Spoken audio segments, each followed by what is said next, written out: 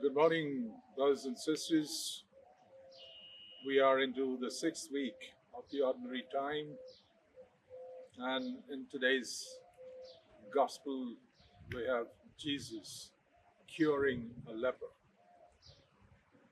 Curing a leper can be just taken as one of the many miracles that Jesus worked.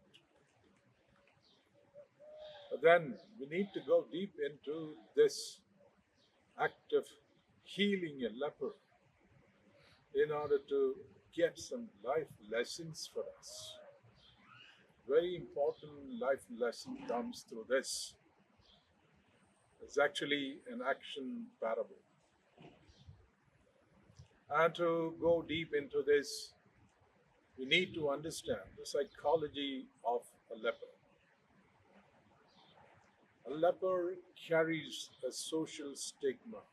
This is the most important problem. When we see a leper, he is disfigured in body. He has a very filthy, unattractive look, his body disintegrating. That's what we see. But, my dear friends, more than that, there is a disfigurement in his mind. It is from that he really suffers the most. When we go to the book of Leviticus, chapter 13, verses 45 and 46 tells us how a leper is an outcast. It says that if anyone is struck by leprosy,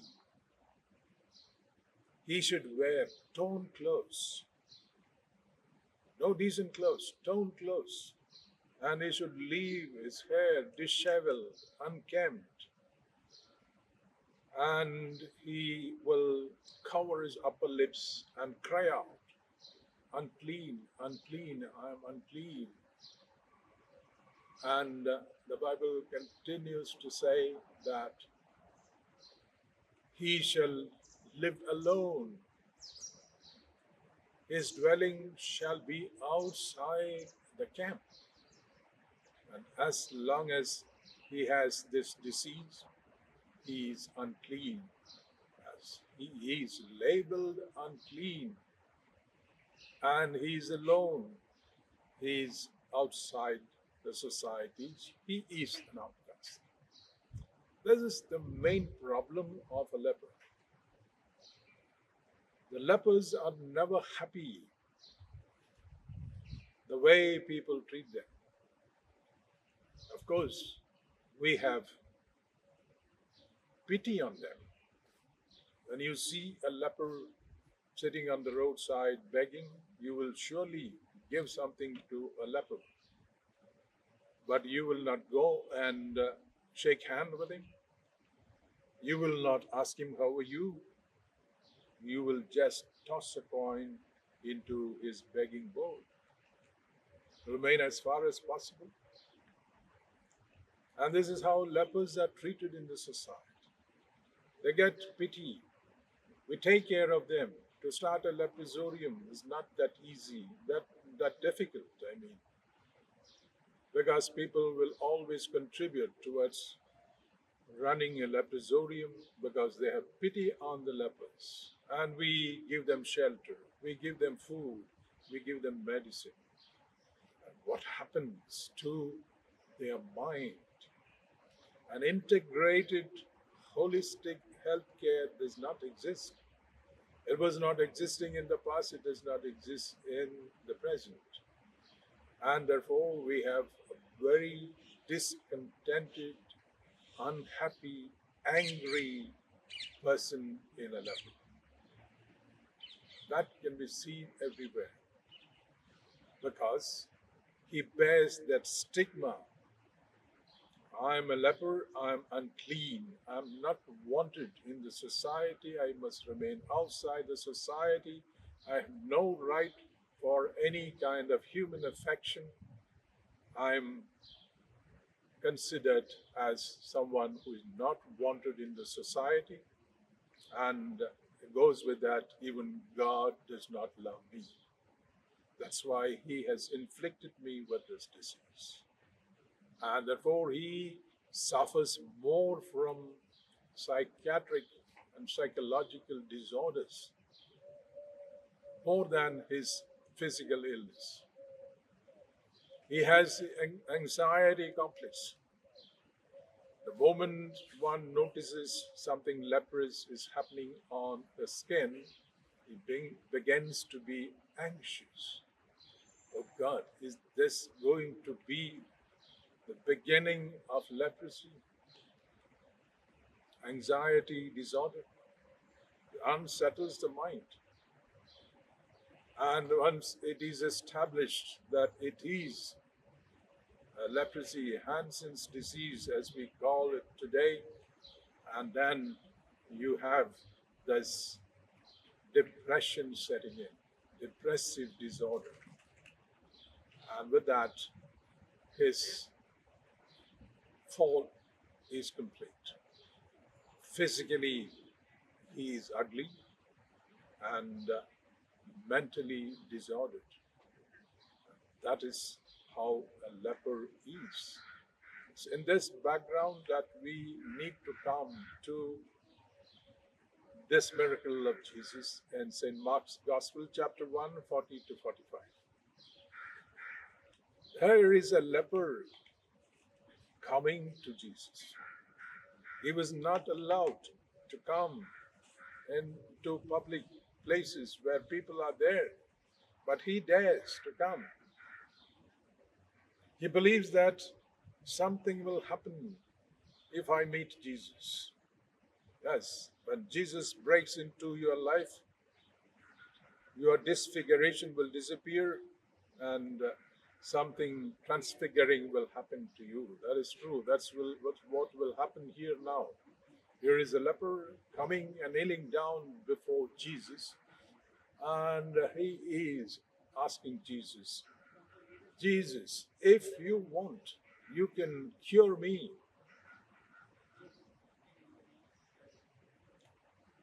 What a question. What a daring.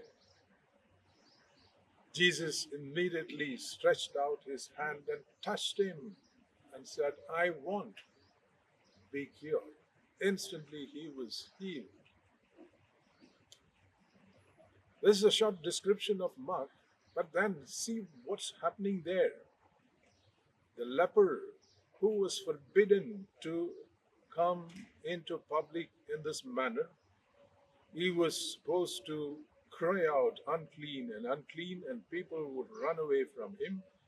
Possibly all those who were around Jesus must have remained far away from this man when he came to Jesus. But then Jesus does not drive him away. Go away, you are not allowed to come here. You are biblically unclean. Jesus did not say that. Jesus saw in him not an unclean man, saw in him a human being in total desperation. Total desperation. I am unwanted by everyone.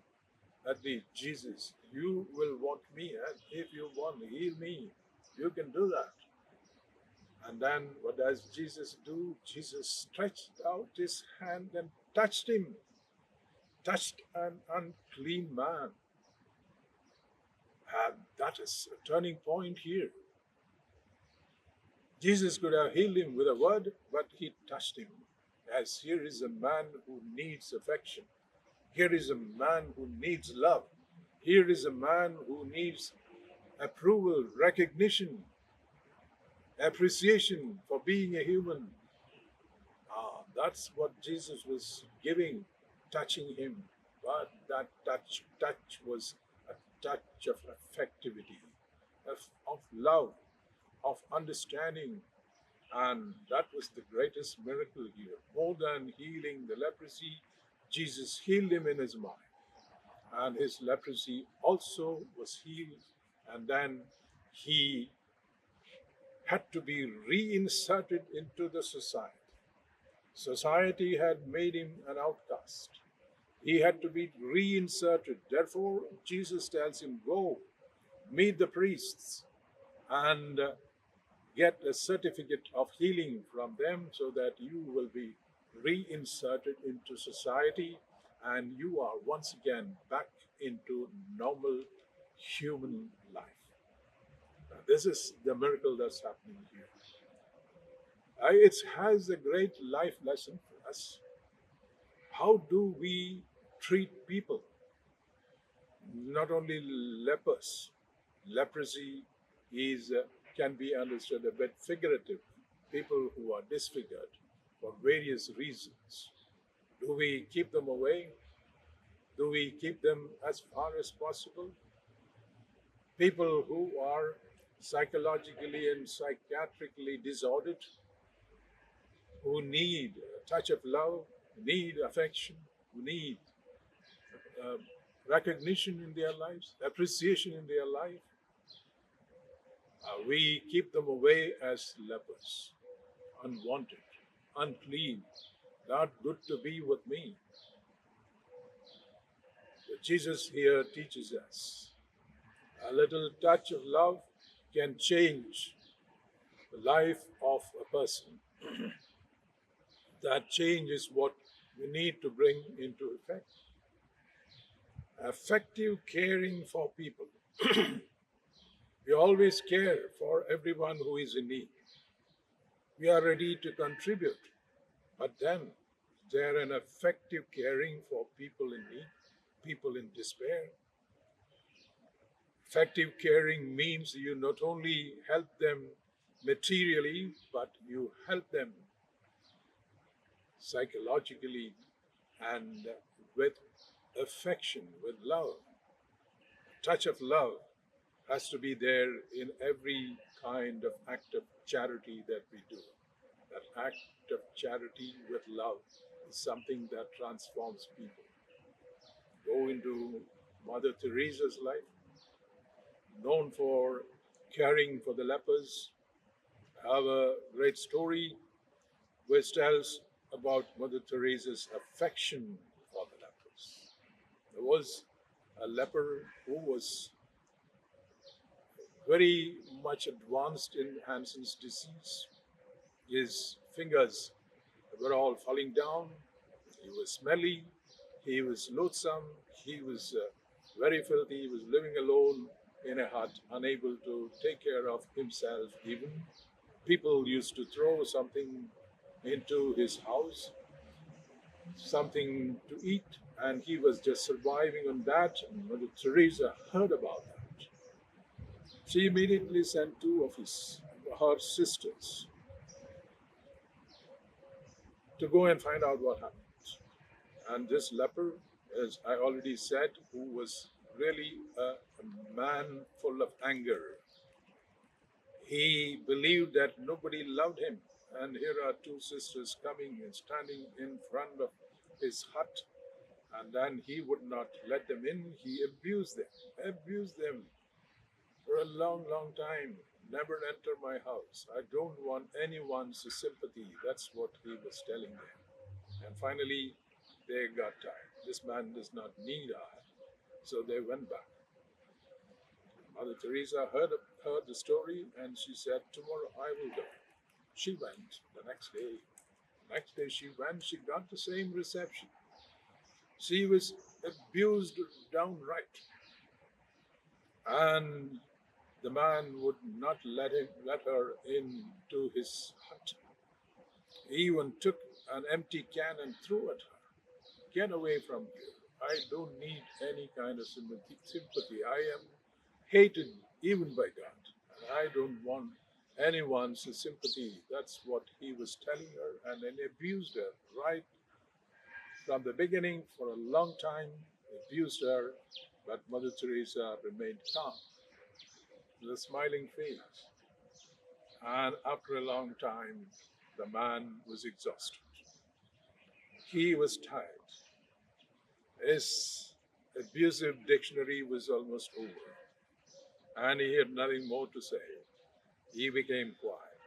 And when he became quiet, she quietly entered into his hut. She did not go to talk to him. She did not ask him, "Why did you abuse me? I have come to help." No. She took a broom immediately, began to clean the room. She cleansed the whole room all by herself. And then there was an old lamp. She cleaned that lamp, not just light the lamp, cleaned it and made it very clean. She got some kerosene oil, poured into that. She lit the lamp, put it in front of him. And then that was the turning point in the heart of that leper. Then he began to think about it. Here is someone lighting a lamp in front of me. According to Indian custom, lamp is lit in front of deities. So here is someone who is considering me as the child of God, lighting a lamp. And he looked up, and Mother Teresa asked him, "Why don't you light this lamp every day? You need light. This lamp you should light it." And he says, "For whom should I light this lamp? No one cares for me." And Mother Teresa told him, "From today, will you light it for me? This is the affectionate moment. I am your sister. You belong to me. Will you light it for me?" He said, "Yes." Turning point. And Mother Teresa said, "Now come on, come with me. Come to my house." But she took him, and the story ends that he later on died in the lap of Mother Teresa. That is caring with affection. When you care with affection, transfiguration takes place there. Whatever is disfigured in you, body or mind, gets transfigured, gets a new form, changed, transformed. That's what happens. And this is what Jesus was doing here through this miracle of the healing of the leper. So let us take heart, my dear brothers and sisters. In a short while, next Wednesday, we start the season of Lent. Season of Lent, the time to be with Jesus. Jesus who loves us with great affection, understanding, and his wisdom, his power. Let us get closer to him. When we start the Lent next Wednesday, I'm sure most of you will go for sacrifices. Most of you will go vegetarian. Most of you will give up so many things. Yes, these are all good things. But then, as Prophet Joel says, "It's not your garment that you should tear your heart. Your heart must be torn. This must be signs of our repentance, our spirit of reconciliation with God. We have gone away from God." Yes, we do all these things. But then let us remember, God does not need our sacrifices. God wants that we change our heart. Our heart becomes a heart of love. If our vegetarian meals does not change us, it makes no sense. It does not make us more loving. So it should make us more loving. And therefore, during this Lent, the 40 days of Lent, I am throwing a challenge at you. These are days of challenge. People begin to challenge. This is a challenge of love. 40 days of love. Would you mind taking it up? 40 days of love from next Wednesday when you start the Lent. Every day for 40 days, send a message of love, a message of appreciation, a message of understanding to anyone you like. Every day, send a message, either SMS, WhatsApp, or email, whatever way you can say, or personally. Give a message of love for 40 days, and you will know that you will be a changed person, a transfigured person at the end of 40 days. And this is my challenge to you, my dear friends, during this Lent, which we are about to start. So have this in mind and take this miracle of healing the leper to your heart. Just see what Jesus is doing. He is there. He's all virtues combined together.